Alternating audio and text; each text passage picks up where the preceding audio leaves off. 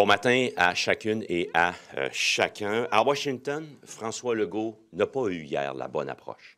Puis les choses doivent se dire. Je veux dire, on peut bien faire front commun, on peut bien envoyer un message d'unité avec le gouvernement du Québec, mais franchement, il y a essentiellement 3 éléments qui nous font dire que François Legault n'avait pas du tout la bonne approche. Première des choses, tu ne vas pas là publiquement pour faire une stratégie ouverte. Quand il a dit, et je le cite, on est prêt à beaucoup de compromis dans l'aéronautique, dans la forêt, peut-être la sécurité à long terme sur l'aluminium. Il ne s'était pas attaché avec l'aluminium, il s'est fait faire le reproche, entre autres, par les gens de l'industrie.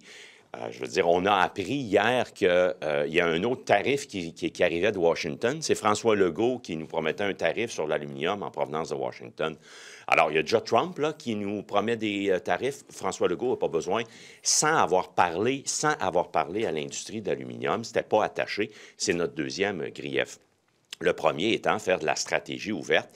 Qu'entend-il par la forêt? Il est prêt à faire des compromis relativement à la forêt. Est-ce que c'est attaché, tout comme ça ne l'est pas pour l'aluminium, avec les femmes et les hommes dans l'industrie? C'était pas la bonne approche. Puis aussi, dernier grief, là, franchement, la chicane de famille à Washington, là, de venir discréditer le gouvernement canadien à Ottawa, je pense que c'est pas faire preuve de ce que nous avons besoin d'abord et avant tout. C'est un front commun, un message d'unité, une cohérence dans le discours. Puis quand François Legault parlait, on voyait qu'il y avait des premiers ministres autour qui avaient la face en point d'interrogation. Alors, c'est important d'avoir une stratégie commune, de jouer selon la stratégie et surtout pour François Legault d'attacher ça ici à l'interne pour savoir comment, sur quel levier il peut appuyer. Alors, encore une fois, il faut favoriser l'union, l'unité et pas la division et la stratégie individuelle. Les meilleures équipes de hockey l'ont toutes compris, puis c'est elles qui gagnent des championnats. Je cède la parole à mon collègue André Moret. Merci, Marc. Bonjour. Alors, ce matin, je vais vous parler dans la même lignée du voyage de M. Legault à Washington. Il a rencontré des élus. C'est bien, c'est ce qu'on lui demandait. Il veut y retourner. C'est ce qu'on apprend. C'est bien, c'est ce qu'on lui demande également. Mais on lui demande aussi ceci, et ça, j'ai fait la demande dans le passé. Il doit assister à la rencontre des gouverneurs qui doit se dérouler en février à Washington. Ce sont ses homologues. Il doit être là pour le Québec. Ça, c'était pour les éléments que je qualifierais de positifs. Maintenant, M. Legault sort l'idée des contre-tarifs pour répondre au président des États-Unis. C'est une mauvaise idée, c'est dangereux. La veille, il voulait diversifier les marchés pour exporter notre aluminium en Europe. Et là, soudainement, il veut aussi renégocier rapidement le traité Canada-États-Unis-Mexique. En plus, publiquement, il serait prêt à faire des compromis en aéronautique, alors qu'on ne lui a rien demandé. C'est dangereux. Il n'y a toujours pas de négociateur en chef de nommé, c'est ce qu'il nous promettait en novembre 2024. Cherchez le fil conducteur dans cette séquence. Il n'y en a pas.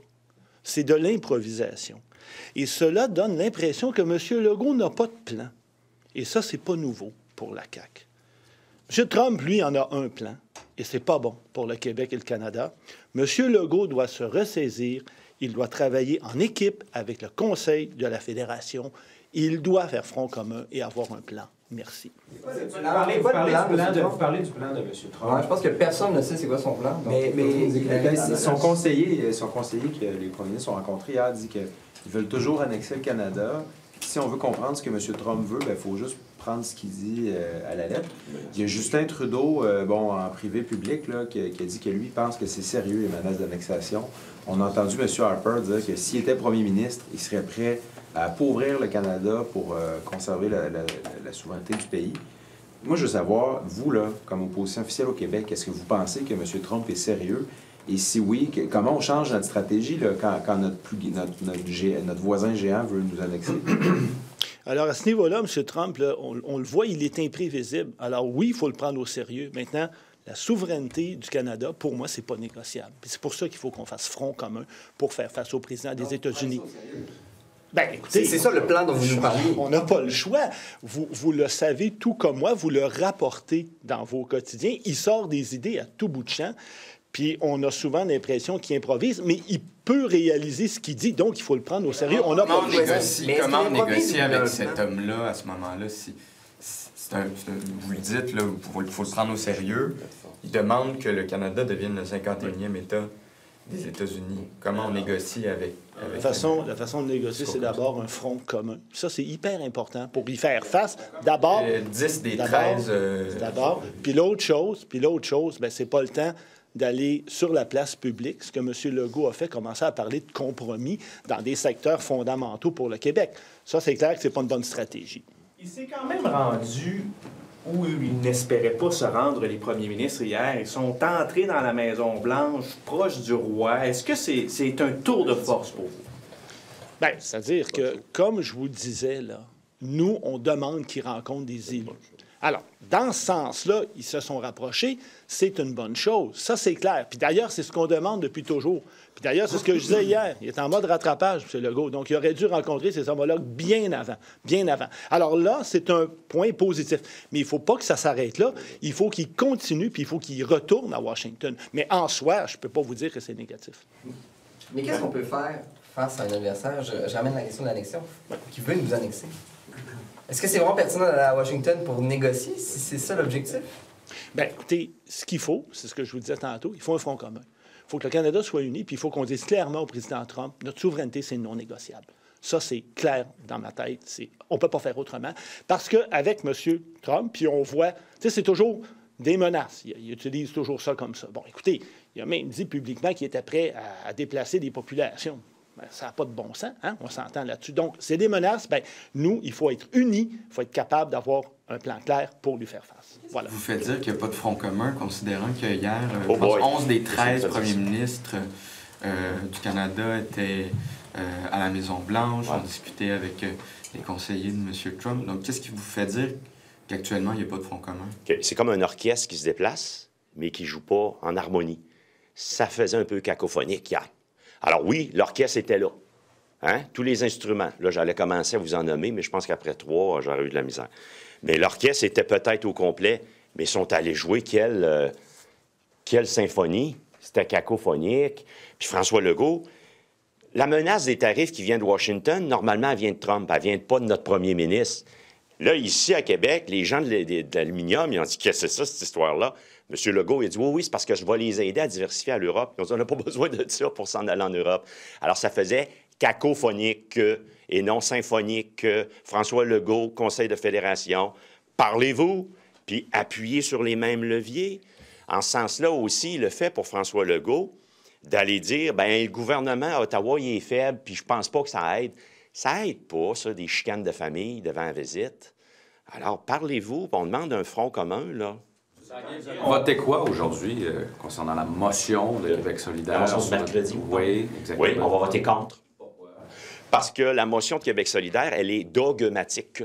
La motion de Québec solidaire, c'est tout pipeline. Donc, tout tuyau, c'est non ad vitam aeternam. Bien, c'est ça, Québec solidaire.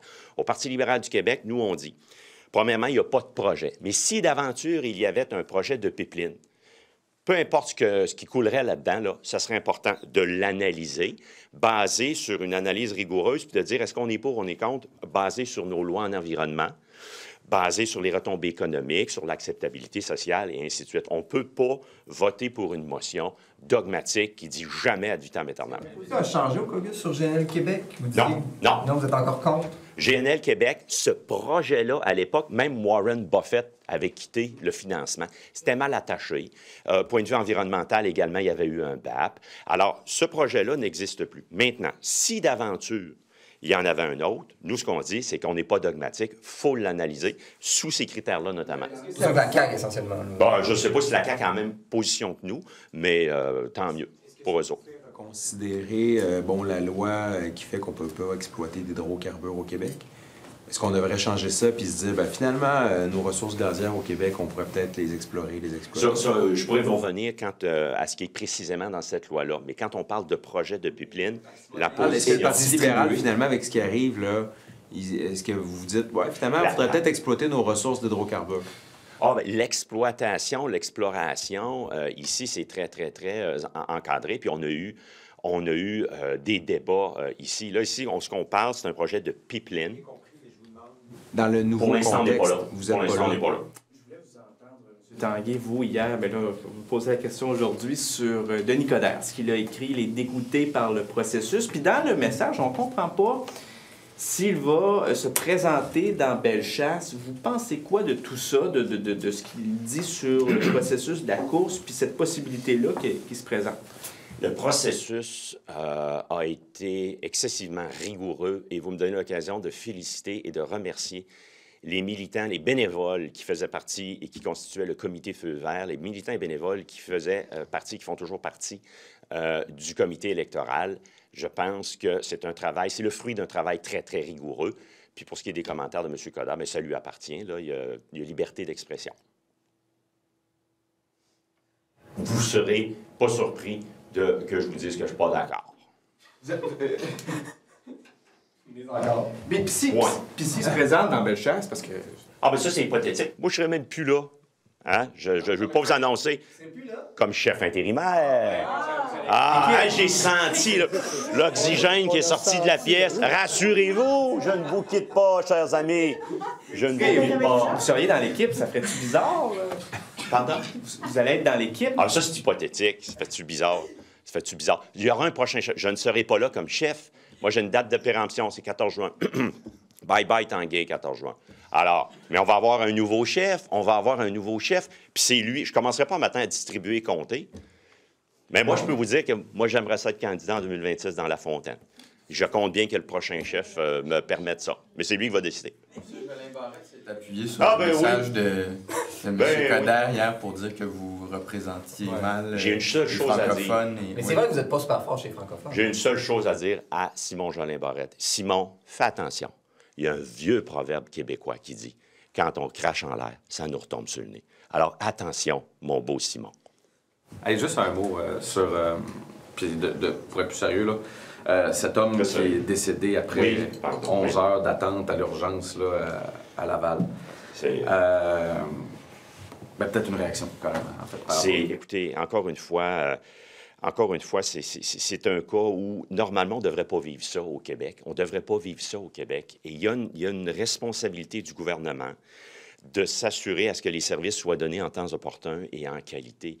Et en ce sens-là, c'est un cas additionnel où on peut voir qu'il y a des Québécoises et Québécois qui sont abandonnés. Alors, je ne suis pas en train de pointer c'est la faute d'un tel ou d'une telle, mais c'est le rôle, la mission première du gouvernement de donner service. C'est excessivement bouleversant, puis ça vient s'ajouter à d'autres cas. Qu'est-ce qui pourrait retomber au visage de M. Jolin Barrette?